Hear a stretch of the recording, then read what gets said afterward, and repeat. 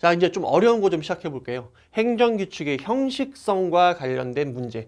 요거 조금 어려워요. 그러니까 여러분들 이 교재를 보시면요. 이 교재를 정리하면 아마 머리가 막 쑥대밭이 돼가지고 아마 멘붕이 올지도 몰라요. 그래갖고 지금 당장 요거를 적지 마시고요. 제가 이 PPT를 다 설명을 해 드린 다음에 종합적으로 뭐를 적어라 라고 말씀을 드릴 거거든요. 그러면 여러분들이 노트라든지 아니면 포스트잇 있죠. 조금 약간 큼지막한 포스트잇에다 딱 적어놓고 붙여놓고 교재보다는 요거 위주로 보시면 돼요. 요거 위주로 보면 정리 다 되니까. 그리고 나머지 교재에 있는 건 그냥 판례만 한번 읽어보면서 내가 알고 있는 게 맞는지 틀리는지를 확인만 하시면 돼요. 됐죠? 자, 행정규칙의 형식성 문제가 있어요. 자, 무슨 말이냐면 내용은 법규명령인데 형식은 행정규칙인 경우가 있어. 그러니까 행정규칙을 제정해놓고 내용은 법규명령을 담아놓은 거야. 또 어떤 경우는 형식이 법규명령이야. 대통령령이나 총리령 이런 식의 어떤 법규명령의 형식을 갖추고 있는데 막상 내용을 읽어보니까 법규성 있는 내용이 아니라 뭐다? 행정규칙에서 적용돼야 될 내용들 있지. 그런 내용들을 담고 있는 거예요. 다시 한번 크게 형식과 내용을 구분했을 때, 자, 형식이 법규명령이에요. 즉 대통령령, 총리령, 부령 이런 식의 어떤 법규명령이야. 근데 문제는 내용이 뭐다? 내용이 행정규칙인 경우가 있어요. 아이고, 행정규칙. 그럼 이거를 법규명령으로 봐야 돼? 행정규칙으로 봐야 돼? 그거 참 헷갈리겠죠. 자, 그 다음에 두 번째는 뭐가 있냐면 형식은 행정규칙인데, 자, 내용이 법규성을 갖고 있는 거예요. 법규명령. 이런 식으로 형식과 내용이 불일치하는 문제를 다루는 게 바로 행정규칙의 형식성 문제예요. 자, 근데 우리가 아까 하나 배웠죠. 뭘 봤냐면 이 형식이 이제 행정규칙이라도 내용이 법규명령인 경우 있잖아. 이걸 우리가 뭐라고 얘기했어요? 법령 보충적 행정규칙이라고 얘기했죠. 행정규칙인데 내용을 법규명령적인 내용이 담겨 있는 거야. 그 블랭크 자리에. 이해돼요? 그럼 우리가 법령 보충적 행정규칙이라고 해갖고 얘는 이론이 없어요. 거의. 이론이 없어요. 판례도 원칙적으로 얘도 뭘 본다? 법규명령으로 보고 있어요. 법규명령. 얘도. 법규명령. 그래서 어려운 파트가 뭐냐면 얘요. 1번이에요. 1번. 형식은 법규명령인데 내용이 행정규칙일 때. 대통령이 굳이 대통령령으로 제정을 했어요. 이건 법규명령이잖아. 근데 읽어보니까 내용이 에게 행정규칙인 거야. 그러니까 요게 지금 문제가 되는 거예요. 그래서 됐습니까? 자, 요 틀을 여러분들이 기억을 하신 상태에서 저 1번을 좀 명확하게 이해할 수 있는 형식으로 여러분들이 이해를 하시면 돼요. 항상 이 큰 그림을 잘 그려놔야 돼. 됐습니까? 그래서 우리는 첫 번째 요거부터 진행해 볼게요. 형식은 법규명령인데 에게 내용은 행정규칙이야. 됐죠? 한번 읽어볼게요. 자, 첫 번째. 법규명령의 형식인데 내용이 행정규칙입니다. 그래서 자, 이때 이 형식이 중요한데 여기서는 자, 형식이 대통령령 형식인 경우가 있고요. 두 번째는 그 이하의 총리령이나 부령 형식인 경우가 있어요.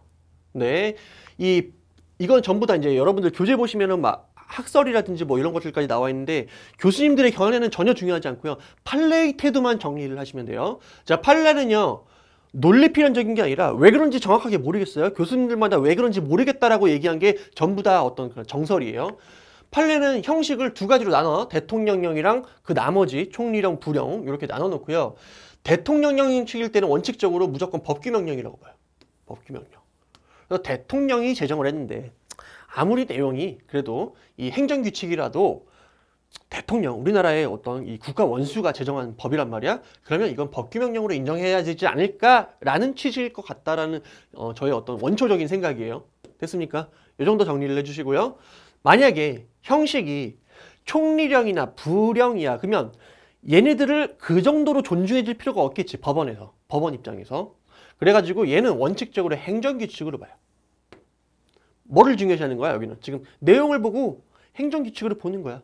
니들을 존중할 필요는 없잖아. 그치? 그래서 행정규칙으로 봐요. 근데 예외가 있는데 예외적으로 법규명령으로 보는 경우가 있어요. 그래서 요거를 조금만 위에서 설명을 해볼게. 다시 위에다가 자, 다시 대통령령 형식이면 법규명령이라는데 이론의 여지가 없어요. 근데 문제는 총리령 및 부령일 때야. 부령 형식일 때. 그럼 얘네들은 두 가지로 나누는 거야. 자, 두 가지로 나누는 거야. 자, 원칙이 뭐라고? 원칙이 행정규칙이에요. 그래서 대부분 이 총리령, 부령 형식으로 법규명령의 내용을 규정했을 때는요, 대부분 어떤 내용들을 담고 있었냐면은 이런 내용 담고 있었어요. 아이고, 이게 제재예요? 제재예요? 죄송합니다. 다시 한번 제보해 주세요. 이거 국어가 너무 어려워요. 이게 이 법만 하시던 사람들이 대부분 좀 이게 그렇습니다. 여러분들 조금 이해를 해주시기 바래요. 이건가? 제재인가? 왜 이렇게 무식해 보이지? 그러면 안 되는데. 그냥 제보해 주세요. 어쨌든 넘어갑시다. 자, 제재 처분 기준. 자, 이런 것과 관련된 행정규칙이었어요. 됐습니까? 그래서 제재 처분 기준을 마련했던 것들은 대부분 총리령 부령 형식일 경우에 원칙적으로 뭐다? 행정규칙으로 보고 있다라는 거예요. 그래서 행정규칙으로 봤던 사례들이 대부분 이런 사례였고요. 자, 예외적으로 뭐라고? 법규성을 인정하는 법규명령이 있었잖아. 자, 이런 것들은 이제 어떤 사례였냐면요. 특허 기준 설정하는 것들. 자, 특허라는 거는 예를 들어서 우리가 이제 뭐 어떤 이 행정청에서 우리에게 어떤 권리를 창설해 준다. 이러면 우리가 특허라고 얘기를 하거든요. 자, 그러한 식의 사안이 나오면 이걸 우리가 법규 명령이라고 보고요. 대표적인 예시가 뭐가 있었냐면 여객, 밑에 잘 안 보일까 봐 제가 여기다 쓸게요. 여객 자동차 운수 사업법 시행규칙 이런 게 있었어요. 그래서 밑에 무슨 시행규칙 나오면요. 이거는 이제 보통 이제 부령을 얘기해요. 총리령이나 부령은 이제 시행규칙 같이 써요. 그래서 형식이 선생님 이제 그거 질문 들어오겠네. 이 대통령은 어떤 형식이고 총리령은 어떤 식일 때 이걸 총리령인지 부령인지 이거 뭐 어떻게 알아요? 그 부분 다시 한번 설명을 드릴게요. 어쨌든 요것만 내용만 기억해 주세요. 다시.